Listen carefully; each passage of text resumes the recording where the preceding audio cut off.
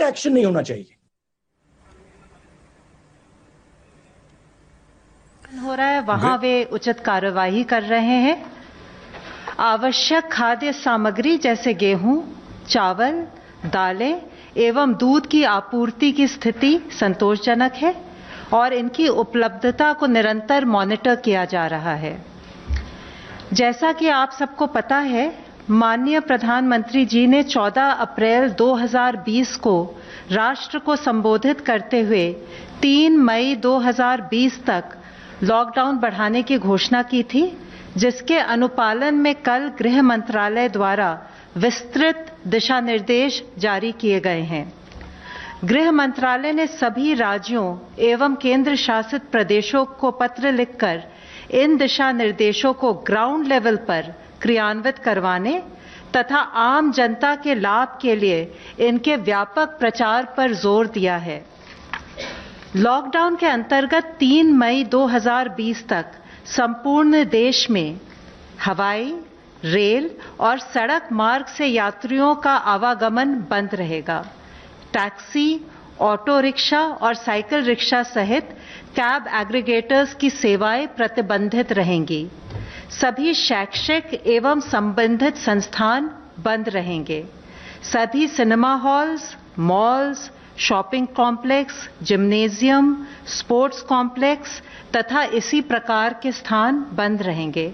सभी सामाजिक, राजनीतिक, खेल, मनोरंजन, शैक्षणिक, सांस्कृतिक, धार्मिक समारोह और अन्य सभाओं के आयोजन पर रोक रहेगी।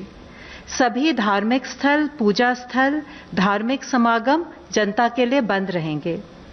जो क्षेत्र हॉटस्पॉट्स या कंटेनमेंट जोन नहीं है, वहां पर 20 अप्रैल से कुछ चुनिंदा गतिविधियों की अनुमति दी जा सकेगी, बशर्ते कि वहां पर मौजूदा दिशा निर्देशों एवं सोशल डिस्टेंसिंग का कड़ाई से अनुपालन किया जा रहा हो।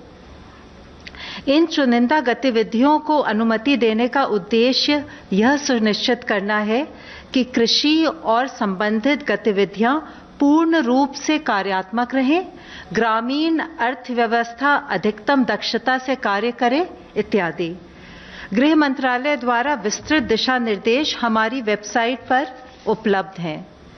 मैं आपके माध्यम से एक बार फिर लोकहित में लॉकडाउन को सफल बनाने के लिए कुछ नियमों का सार्वजनिक स्थानों पर और कार्यस्थलों पर कड़ाई से अनुपालन करने पर जोर देना चाहूंगी। अनिवार्य रूप से सभी सार्वजनिक और कार्यस्थलों पर फेस मास्क पहना जाए, सोशल डिस्टेंसिंग का पालन किया जाए, 5 से अधिक लोग सार्वजनिक स्थानों पर एकत्र ना हों, सार्वजनिक स्थानों पर थूके नहीं, शराब, गुटखा, तंबाकू की बिक्री को सख्ती से प्रतिबंधित किया जाए, कार्यस्थलों पर टेम्परेचर स्क्रीनिंग की जाए और सैनिटाइजर्स का प्रयोग किया जाए। बुजुर्ग और रोगग्रस्त व्यक्ति तथा छोटे बच्चों के माता पिता को घर से कार्य करने के लिए प्रोत्साहित किया जाए। निजी और सार्वजनिक दोनों क्षेत्रों के सभी कर्मचारियों के लिए आरोग्य सेतु के प्रयोग को बढ़ावा और दिया जाए। आपसे अनुरोध है कि सभी राष्ट्रीय निर्देश और एसओपीज जो हमारे दिशा निर्देशों के साथ संलग्न हैं, उनको ध्यान से पढ़ें, उनके बारे में जानकारी बढ़ाएं और उनका पूर्णतया पालन करें। धन्यवाद। मिनिस्ट्री ऑफ हेल्थ की तरफ से मिस्टर लव अग्रवाल प्लीज। स्वास्थ्य मंत्रालय सभी स्टेक होल्डर्स के साथ मिलकर कोविड की इस लड़ाई में जुटा हुआ है। कल माननीय स्वास्थ्य मंत्री और स्वास्थ्य राज्य मंत्री ने भारत में कोविड-19 के कंटेनमेंट मेजर्स को लेकर हेल्थ फंक्शनरीज और साथ में वर्ल्ड हेल्थ ऑर्गेनाइजेशन के फील्ड ऑफिसर्स के साथ एक वीडियो कॉन्फ्रेंस की थी, जिसमें माइक्रो प्लान्स फॉर क्लस्टर और आउटब्रेक कंटेनमेंट के डेवलपमेंट के लिए जिला स्तर पर WHO अधिकारियों के साथ टेक्निकल कोऑर्डिनेशन किया जाए, उस पर विस्तृत चर्चा हुई। साथ ही स्वास्थ्य मंत्रालय WHO की national polio surveillance network team की सर्विसेज को यूटिलाइज करते हुए हमारी ऑनगोइंग सर्विलेंस को कैसे स्ट्रेंथन किया जाए, उस पर भी एक एक्शन प्लान बनाया गया।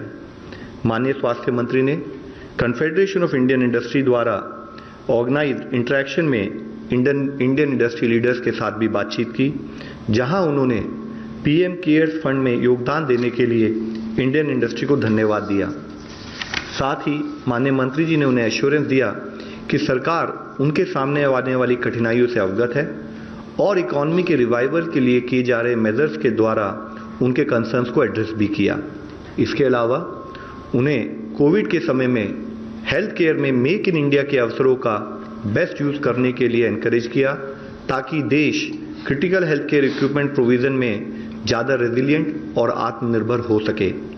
स्वास्थ्य मंत्रालय ने लॉकडाउन के दौरान सेफ ड्रिंकिंग वाटर प्रैक्टिसेस के लिए एक एडवाइजरी कल जारी की है, जिसके तहत पब्लिक हेल्थ डिपार्टमेंट को रिलीफ कैंप्स पर विशेष ध्यान देने और समाज के वल्नरेबल सेक्शंस के लिए पानी की सप्लाई बढ़ाने की सलाह दी गई है। क्लोरीन टैबलेट्स, ब्लीचिंग पाउडर और हाइपोक्लोराइड सॉल्यूशन के एप्रोप्रिएट यूज की एडवाइस भी दी गई है। स्वास्थ्य मंत्रालय ने सभी स्टेट्स और यूनियन टेरिटरीज को कोविड-19 के आउटब्रेक के दौरान इसेंशियल सर्विसेज हेल्थ सर्विसेज की डिलीवरी पर एक डिटेल्ड गाइडलाइंस को भी इशू किया है, जिसके तहत इन सेवाओं में जैसे कि मैटरनल और child health services, prevention and management of communicable health diseases, treatment of chronic illnesses शामिल हैं, ताकि उनके कॉम्प्लिकेशंस को अवॉइड किया जा सके और इमरजेंसीज को एड्रेस किया जा सके। हेल्थ केयर वर्कर्स को इन सब बीमारियों के बारे में कार्य करते हुए सेफ्टी इंश्योर करा जाए, उसके बारे में रिक्वेस्ट की गई है। कोविड डेडिकेटेड फैसिलिटीज़ के अलावा रिमेनिंग फैसिलिटीज़ ऐसी सेवाएं प्रदान करती रहेंगी। नॉट फॉर प्रॉफिट और प्राइवेट सेक्टर को भी ऐसे कार्य में इन्वॉल्व किया जाए, उसके लिए स्टेट गवर्नमेंट से कहा गया है। ओवर क्राउडिंग को रोकने के लिए टेली हेल्थ सर्विसेज को प्रमोट करना चाहिए।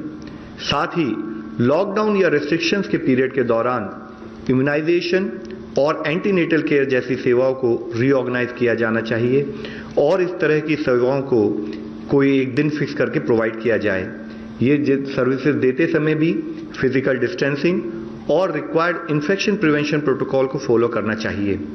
Pregnant women, children with malnutrition, TB, leprosy, HIV, viral hepatitis, pulmonary diseases या डायलिसिस जैसी जितनी भी सेवाएं हैं, उनको हमारे सब हेल्थ सेंटर और हेल्थ एंड वेलनेस सेंटर के प्राइमरी हेल्थ केयर टीम उनको मॉनिटर करें और उनके द्वारा हम ये सर्विसेज प्रोवाइड करें, उसके लिए आदेश जारी किए गए हैं। साथ ही बल्क ड्रग्स की अवेलेबिलिटी और प्रोडक्शन को बढ़ाने के लिए मिनिस्ट्री ऑफ एनवायरनमेंट ने एक एनवायरनमेंट इम्पैक्ट असेसमेंट नोटिफिकेशन में अमेंडमेंट किया है, जिसके तहत जो भी प्रोजेक्ट या एक्टिविटीज बल्क ड्रग और इंटरमीडिएट से रिलेटेड हैं, उनका रिकैटेगराइजेशन करते हुए कैटेगरी ए से कैटेगरी B2 में डाला गया है, जिसके तहत उनका अप्रेजल नेशनल लेवल पर लाए बिना स्टेट लेवल पर त्वरित गति से किया जा सकता है।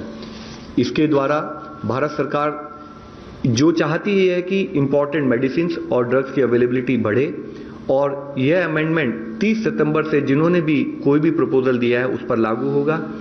आज स्टेट रेगुलेटरी बॉडीज इस कैटेगरी के तहत 100 से अधिक प्रपोजल की समीक्षा कर रही है, जो डिसीजन मेकिंग के डिफरेंट लेवल पर है। अब तक टोटल 1489 पीपल हैव रिकवर्ड, और अगर हम देखें तो एक दिन के अंदर 183 लोग रिकवर हुए हैं। भारत में कंफर्म केसेस की संख्या में टोटल 941 नंबर्स का इंक्रीज नोट किया गया है और टोटल पॉजिटिव केसेस 12,380 12,380 हैं। अब तक टोटल रिपोर्टेड डेथ्स 414 हैं, जिसमें से 37 deaths have been reported in last 1 day. मैं आप लोगों की दृष्टि में लाना चाहूँगा, हमारी इस लड़ाई में, हमारे इस एफर्ट्स में अभी तक भी फील्ड लेवल पर किए हुए एक्शन के तहत 325 ऐसे जिले हैं जहां पर कोई भी केस नहीं आया है। हमारी केस फैटेलिटी रेट अगर 3.3% है, तो हमारी percentage of people who have recovered so far is around 12.02%। साथ ही फील्ड लेवल पर जो कुछ ऐसे जिले जहां पर इससे पहले केसेस आए थे, लेकिन फील्ड एक्शन के द्वारा उनको कंट्रोल और उनके कंटेनमेंट से संबंधित जो काम हुआ है, उसके तहत माही इन पुडुचेरी एक वह जिला है जहां पर पिछले 28 दिनों से कोई फर्दर पॉजिटिव केस नहीं आया है।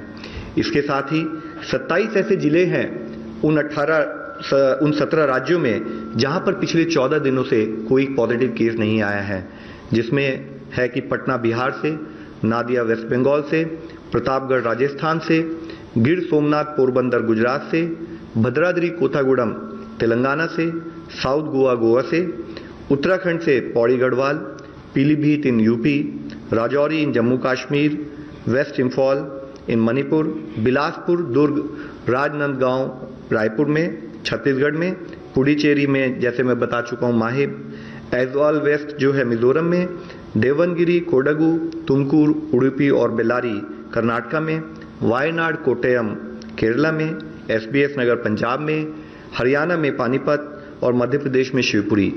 मैं आप सबसे यही रिक्वेस्ट करना चाहूँगा कि फील्ड लेवल पर जो कंटेनमेंट का ये प्लान ऑफ एक्शन इम्प्लीमेंट हो रहा है उसके रिजल्ट हमें दिखने लगे हैं। लॉकडाउन, सोशल डिस्टेंसिंग और कंटेनमेंट मेजर्स के इस कंबाइंड एफर्ट से अगर हम लोग इसी तरीके से इस सतत प्रयास में लग रहेंगे तो हमें सफलता जरूर मिलेगी। धन्यवाद।